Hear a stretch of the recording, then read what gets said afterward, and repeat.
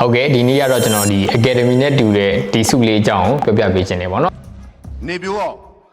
ာကျွန်တော်ရခဲ့ဦးသမျှ trophy တွေထဲမှာအလှဆုံးစုလေးလို့ပြောလို့ရတယ်ပေါ့နော်ဒီစုလေးကိုကျွန်တော်ရခဲ့တာကတော့ Muse Photography Award ဆိုတဲ့ဓာတ်ပုံပြိုင်ပွဲပေါ့နော်ဒါ UK ကလုပ်တဲ့ဓာတ်ပုံပြိုင်ပွဲဖြစ်နေတယ်ပေါ့နော်အဲ့မှာ2021ခုနှစ်တုန်းက category of the year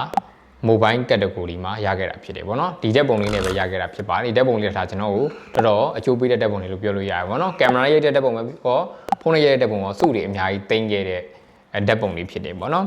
ဒီစုလေးကိုပြိုင်တော့မှတ်ရရတော့တော်တော်များတယ်ဘာလို့လဲဆိုတော့COVID-19 ကာလမှာကျွန်တော်တို့ကခက်ခဲနေရင်ဆိုင်ခါမှာကျွန်တော်အခန်းထဲမှာနေရတယ်တိတ်ပြီးတော့မှပြင်ထွက်လေးဖြစ်တာမရှိဘူးကျွန်တော်လည်းပြိုင်ပွဲတွေစပြီးတော့မှပြိုင်နေစုတွေလည်းစရခဲ့တယ်ပေါ့နော်ဒါပေမဲ့အဲ့အချိန်မှာကျွန်တော်စုတွေရပြီမဲ့စုကြီးတွေတိတ်မရဘူးပေါ့နော်စုကြီးတွေတိတ်မရတဲ့ခါမှာကျွန်တော်ရှေ့မှာအတွေးဝင်တာကျွန်တော်ရဲ့ရှေ့မှာစီနီယာဆရာကိုစီယာလင်းတို့ပါတယ်ဆိုတာရှိတယ်ပေါ့နော်သူတို့တွေဆိုရင်စုတွေရတဲ့ခါမှာသူတို့တွေရတဲ့စုတွေဆိုရင်ဒါရှုပ်ပြိုင်ပွဲတွေဆိုရင်ဝင်ကြီးပေးပြီးတော့မှပြိုင်ရတဲ့ပြိုင်ပွဲတွေဖြစ်တယ်ပေါ့နော်အဲ့ပြိုင်ပွဲတွေမှာသူတို့စုတွေရတဲ့ခါမှာကျွန်တော်စိတ်ထဲမှာတွေးတာငါစုတွေမရတာဒေါ်လာတွေပေးပြီးတော့မှပြိုင်ပွဲတွေမပြိုင်နိုင်လို့ကိုယ်စိတ်ထဲမှာထင်ခဲ့တာပေါ့နော်အမှန်တကယ်ကတော့ကျွန်တော်မှာအရေးရှင်းတစ်ခုလိုအပ်နေခဲ့ဆိုတော့ကျွန်တော်မသိခဲ့ဘူးဒါကြောင့်မလို့ကျွန်တော်ဒေါ်လာတွေများစွာရင်းပြီးတော့မှကျွန်တော်ဝင်ကြီးပေးရတဲ့ဓာတ်ပုံပြိုင်ပွဲတွေကိုအများကြီးလိုက်ပြိုင်ခဲ့ပါတယ်ဒေါ်လာတွေရာနဲ့ရှိထောင်းနဲ့ရှိကျွန်တော်ကုန်ခဲ့တယ်ဝင်ပတ်စံတွေတော်တော်ကုန်ခဲ့တဲ့ထဲမှာပါတယ်အဲ့အကြောင်းလေးကျွန်တော်နောက်ပိုင်းအသေးစိတ်ထပ်ပြောပြပေးအောင်မယ်ပေါ့နော်အဲ့လိုမျိုးဒေါ်လာတွေအများကြီးကုန်ခဲ့ပြီးပြိုင်ပွဲခိုင်းမှာကျွန်တော်စုတွေဆိုလို့ဓာတ်ပုံပြိုင်ပွဲတွေမှာဟိုနာရေးပဲ mention လောက်တော့ certificate လောက်လို့ပဲရခဲ့တယ်အမြင့်ဆုံးဆိုလို့ဒီစုတစ်ခုပဲရခဲ့တယ်ပေါ့ဒီစုကဒီ trophy လေးကတော်တော်လှတယ်မမရဖြစ်တယ်ဒါပေမဲ့စုကြီးဒေါ်လာအမေရိကန်ဒေါ်လာ100လားမသိဘူးပါရဲ့ပေါ့နော်မမရ100လားမသိဘူးအဲ့လောက်ပဲပါတယ်ပေါ့နော်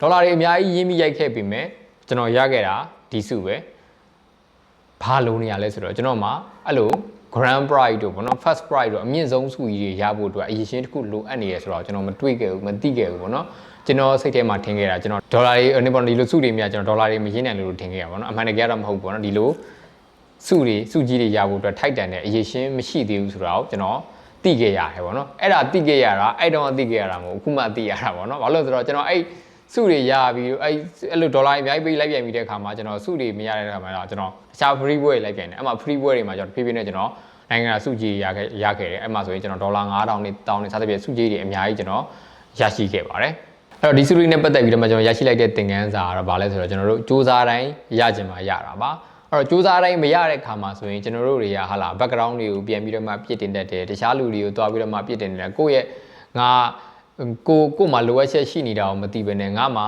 ဘယ်လိုလိုအပ်ချက်တွေရှိနေခဲ့လို့လားမိဘတွေကအဆင်းရဲနေလို့အိမ်ကမထောက်ပံ့ပေးနိုင်လို့စသဖြင့်အဲ့လိုမျိုး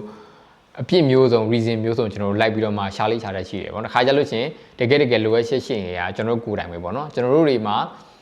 စုကြီးတွေရရှိဖို့အတွက်ထိုက်တန်တဲ့အရေးရှင်းမရှိသေးတဲ့ခါမျိုးတွေမှာဆိုရင်ဘလောက်ပဲကြိုးစားကျွန်တော်တို့တွေစုတွေရမှာမဟုတ်ဘူးကျွန်တော်နောက်ပိုင်းပြောမဲ့စုတွေမှာဆိုလဲအဲ့ဒါလေးကျွန်တော်မြင်လာရလိမ့်မယ်ပေါ့နော်အဲ့တော့ဒီစုလေးနဲ့ပတ်သက်ပြီးတော့မှကျွန်တော်ဒီ concept လေးကိုအဓိကပေးချင်ပါတယ်အဲ့တော့စူးစမ်းတိုင်းရချင်မှရတာမရတဲ့ခါမှာဆိုရင်လည်းတခြားကိုမတက်နိုင်တဲ့ပြင်ပအရာတွေလိုက်ပြီးတော့မှဖြစ်တင်နေမဲ့စားကို့မှာဘလို့လိုအပ်ချက်တွေရှိနေလဲဆိုတဲ့အရာလေးတွေကိုရှာဖွေပြီးတော့မှပို့တိုးတက်အောင်စူးစမ်းစေချင်ပါတယ်ဒါကကျွန်တော်လည်းအဲ့တော့ချက်ချင်းဒီလိုမျိုးအသည့်တွေရခဲ့တာမဟုတ်ဘူးအခုလိုမျိုးနှစ်တွေအများကြီးကြာလာကြမှတိုင်းပြန်စဉ်းစားမိပြီးတော့မှဒီ concept လေးကိုရခဲ့တာဖြစ်တယ်ပေါ့နော်ဒါပေမဲ့ကျွန်တော်တို့တွေအဲ့လိုမျိုးအသည့်သင်ခန်းစာရတယ်ဆိုတာနောက်မကြသေးပါဘူးကျွန်တော်တို့တွေအများကြီးဆက်လုပ်လို့ရပါသေးတယ်ဟုတ်ကဲ့ဒါကတော့ကျွန်တော်ဘဝအတွက်ဒါအလှပဆုံး trophy လေးပေါ့နော် Academy စုနဲ့တူတဲ့စုလေးကြောင်းပြပြရင်းနဲ့ကျွန်တော်ရလိုက်တဲ့သင်ခန်းစာလေးတွေကိုဒါအချင်းချုပ်ပြပြပေးခဲ့တာဖြစ်ပါတယ်နောက်ထပ်ဗီဒီယိုတွေမှာနောက်ထပ်စုတွေနဲ့ထပ်ပြီးတော့မှဆုံကြပါမယ်